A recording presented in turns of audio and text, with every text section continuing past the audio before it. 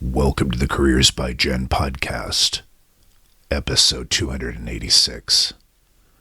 Today on the podcast, Jenn reviews 7 questions to ask at the end of every job interview, such as, what's this job for again?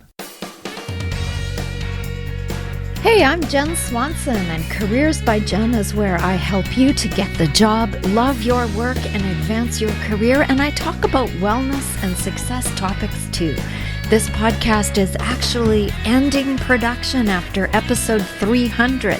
However, you can find me over at Careers by Jenn on YouTube, where I will be continuing to share career tips, advice, wellness, and success topics, and much, much more.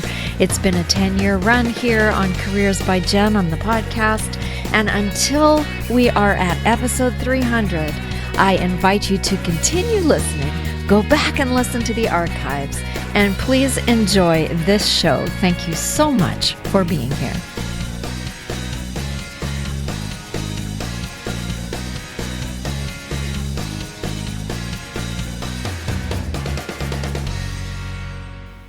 You get to the end of the interview, and the interviewer asks, "Do you have any questions for me?" The worst thing to do would be to say, no, I can't think of anything. I'm going to share 7 great questions for you to choose from and tell you why they are so great right now. All right, this is Jenn Swanson. Welcome here to the podcast. The podcast is recorded on the unceded and traditional territory of the Coast Salish people here on the beautiful west coast of Canada.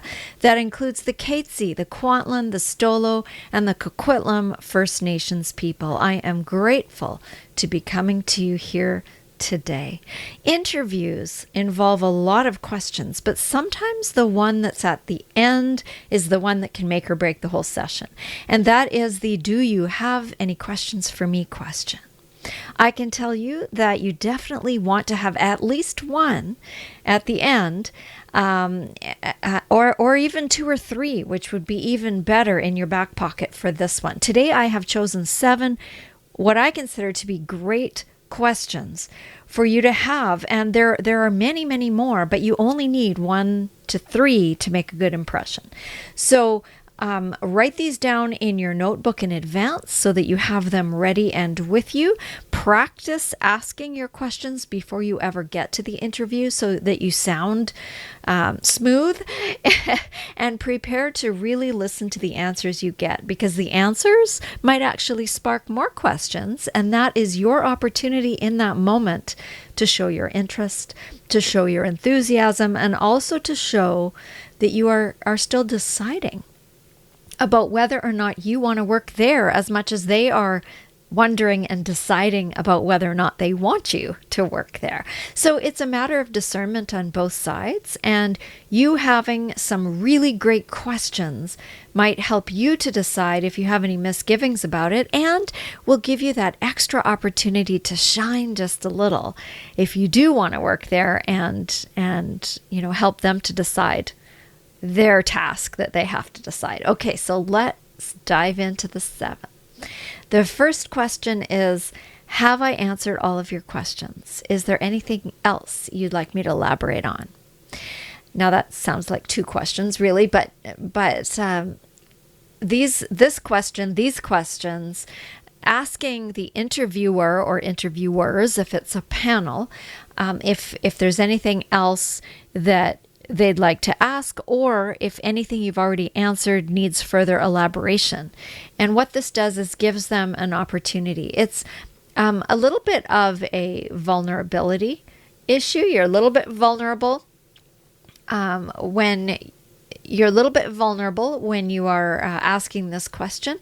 But what it does is it can show your confidence. It can allow the interviewer to look over notes that they've taken during your interview, and maybe they can ask you about something they weren't clear on an answer that you gave, an answer they didn't understand correctly. If there are any lingering wonderings, this question is an invitation for them to ask and for you to continue the conversation just a little bit longer. So I think this is a really, really great question to ask, especially if there's nothing else that you can think of that you want to ask about, is to ask, have I answered all of your questions? And or is there anything that you'd like me to elaborate on? The next question I have for you is, where do you see this company in the next 3 years?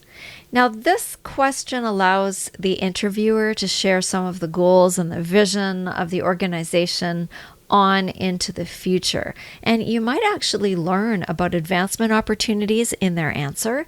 You might learn about innovations, about plans for growth. There are so many things that might be coming that have not yet been mentioned in any of the online stuff that you've been researching. And so this could be a great time to learn some insider stuff. And this question also shows your long-term interest. You could ask, you could change it from 3 years to 5 years instead. You can choose. So where do you see this company in the next 5 years? Might be a better question. And that might show your long-term interest if that indeed is the case. So that is a good question to ask as well. And I've experienced, in most of the jobs that I have, I've experienced panel interviews. So it's not just been one person and me in a room. It's usually a team of people, or at least 2 or 3, depending on the position I was, did I say audition? Interviewing for. I want to say audition. I used to be an actor. So the interview is sometimes done by a group of people. And so these kinds of questions can give you a sense of the vibe. It can give you a sense of the ambition of the people in the room too. So it's a good question also. The third one I have for you is, who are your competitors and why are you better? And this is a wonderful chance for you to hear from the one interviewer or the panel of them about how this company positions itself differently than the competition. And it can help you to learn who the others in the industry might be if you don't already know. Can give you an idea of the greatest competitors. It gives you an idea about how proud the people in the room are of the place they work, how competitive the company is perhaps, and it might even give you a little bit of insight as to what innovations and or what strategies are in play. So it's not, you might be able to find out who the biggest competitors are depending on the company that you're, I almost said it again, the company you're interviewing for. Honestly, it is kind of like an audition, isn't it? But the company you are interviewing for, now I've lost my train of thought. I'm so sorry. You might have already found online who the competitor is, but maybe there's somebody lurking in the background that you don't know about. And so this gives you a really good chance, especially if you're going to have a second interview. This gives you a really good chance to go off then and research this competition and just get some more information in your backpack for the next time. So it's a really insightful question, depending on how they answer it. Okay, the fourth thing is, what are the biggest challenges this company is facing right now, and how are you/they, the company, handling these challenges? This is a very common question, but it is still effective, and it can help to give you an idea of how you might bring solutions, how you might bring ideas, how you might engage your creativity around the challenges that the company is facing. And at the very least, it can get you thinking about things you might offer in your follow-up thank you email. Because, of course, after the interview, you have to do a thank you. And I do have a little YouTube interview series up on the Careers by Jenn YouTube channel. They're short little videos on what to do before the interview, what to do during the interview, and what to do after the interview. And in that one, the what to do after the interview, I talk at length, I think, about the thank you and what to include in that thank you. But in your thank you, you can also say, I actually have a really interesting idea that might be helpful to do with the challenge that you mentioned and then you can offer your idea, which might be very interesting to the person that receives the email. So this question could be something that opens up more conversation between you and the person interviewing you or the team that's interviewing you. So what are the biggest challenges this company is facing right now, and how are you handling them? The fifth question has a little bit to do with the time that we are in. If you are listening to this in 2020 or 2021, well, you can't listen to it in 2020 because it wasn't recorded then. I'm really in good form today, aren't I? 2021 or possibly 2022. If you're listening to this far into the future, then it may still be a relevant question because who knows what's coming next. But the question number 5 is this: how has the team or the company dealt with managing COVID-19, the pandemic, and all the precautions? So who knew this would ever be a question? But given everything that has changed in the past year, and given that things might not be quite back up to speed over the next few months or even the next year, it is a really good and timely question, and it might have direct relevance to the role you're applying for. I know that at the church that I serve at, that I am the minister at, we hired an office administrator during the very beginning of the pandemic back in the spring, right before we shut down. Our office administrator, who had been there, who was amazing, got a better job offer. She got a full-time job offer, and she gave us her notice, and that was in March. And so we suddenly, and then we went into lockdown, and suddenly we had to figure out, oh my gosh, how do we post a job, interview people, and hire and then train and onboard somebody when we're not even supposed to be in the same room together? And again, this was right back at the beginning where, mask, no mask, everybody was kind of freaking out. Let me tell you, our new administrator has been an amazing trooper through it all, having to jump in and work often in isolation in the office, having to be orientated remotely. We got the former one and the new one with their iPads, and they're walking around showing where stuff was and answering questions. It was pretty innovative, actually, and learning all of it during the weirdest time in our church experience, and with all the safety rules and the PPE requirements and the limits about how many people can be in the building at once, etc., etc.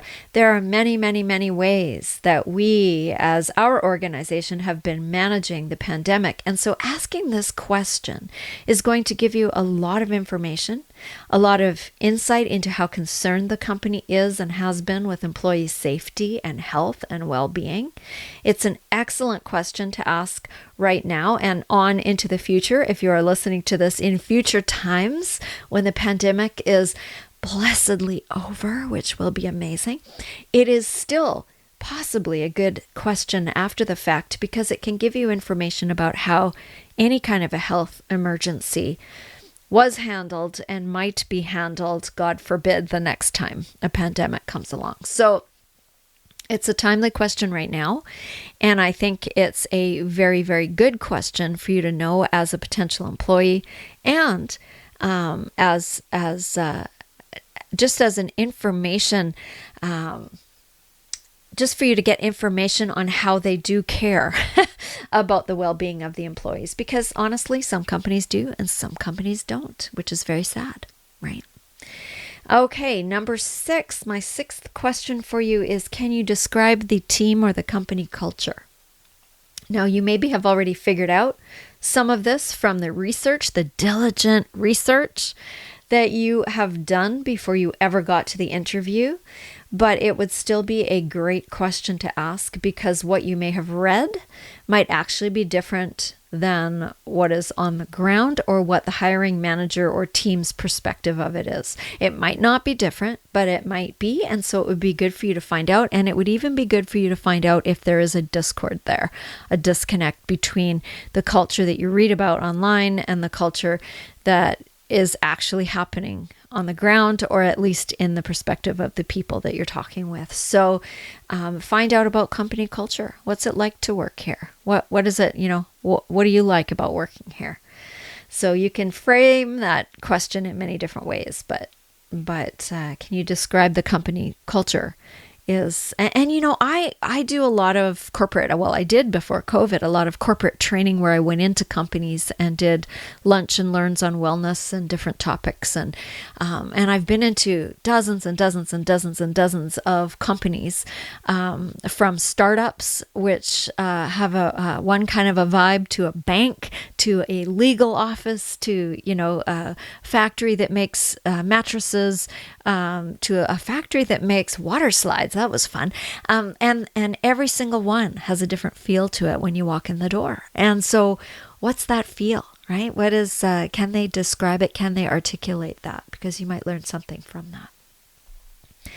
Okay, I hope these questions are inspiring you. My last one, in number 7, is what makes people stay?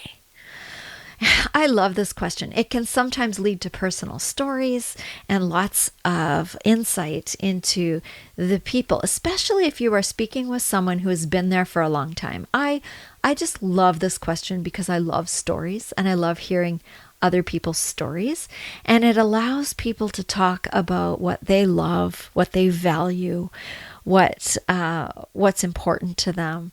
It gets a little deeper into who they are and what they think is wonderful and great about this company. Some of the good things that might not have come out unless you've asked. So I love this question. What makes people stay at X company, at this company?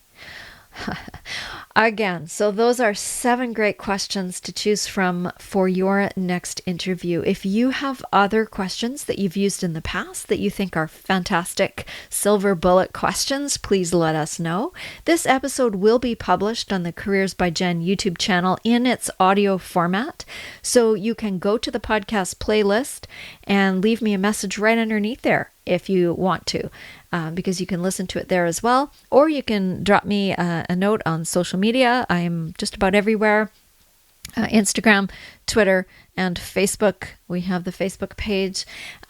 So let me know if there's another question that you would have added to this list, or if you just want to say hi or have podcast topic ideas that you would like me to cover in the final few episodes before we get to episode 300. And the podcast is not going to go away. It's going to stay in its archive format. You can continue to go back and listen to it, etc., etc. But all the new content is going to be coming out on YouTube, and I think I've got something like 28 videos up there for now. So I'd love for you to come over there and subscribe and say hi. And until then, have a wonderful day. Stay safe and look after yourself. You've been listening to Careers by Jenn with Jenn Swanson. If you like what you heard, please share this. You know, if every single person listening today shared this episode with just one friend, our audience would be twice as big just like that. And the more people we can help with our content, the better. So help out a friend and help grow our audience by sharing this show with someone you know who would benefit from the content. If you haven't subscribed yet, please do that, and together we can make a difference. Until next time, take good care.